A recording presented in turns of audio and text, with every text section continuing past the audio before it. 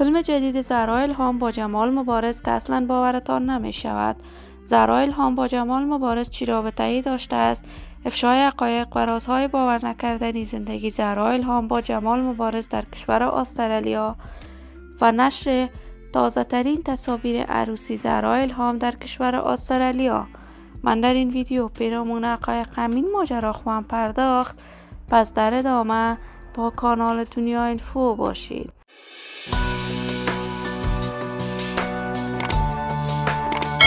سلام و سلامتی ایام و کامتان باد. شما را خوش آمدید میگم و یکی دیگر از ویدیوهای جذاب کانال دنیا اینفو. برای دوست شدن با این کانال علامت سابسکرایب را فشار دهید تا از ویدیوهای دیگر کانال دنیا اینفو هم آگاه شوید.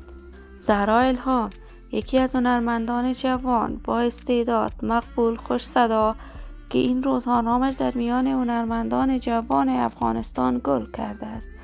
زهرا الهام بزرگ شده کشور پاکستان، بالخصوص شهر کویته بوده است و هنر موسیقی را از پاکستان آموخت، ولی در برنامه رقابتی ستاره افغان تلویزیون طلوع اشتراک کرد و توانست در این برنامه رقابتی مقام اول را از آن خود کند.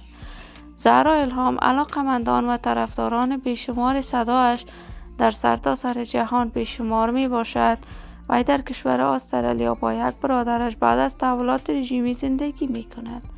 اکنون زهرا الهام تصاویرش در صفحات مجازی دست به دست می شود که وی با جمال مبارز ازدواج کرده است. زهرا الهام بعد از رفتنش به کشور استرالیا در سرودن آهنگ‌های پشتو با لیلا خان هنرمند پاکستانی بیشتر به اوج شهرت رسید، ولی تاکنون معلوم نیست آیا با واقعیت زهرا الهام با جمال مبارز ازدواج کرده است.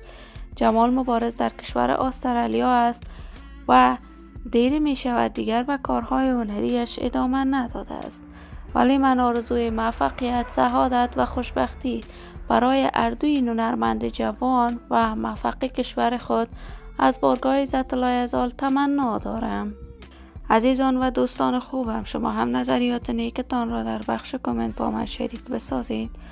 اگر تا هنوز عضو کانال دنیا اینفو نشدید، پس برای عضویت با این کانال علامت سابسکرایب را فشار دهید.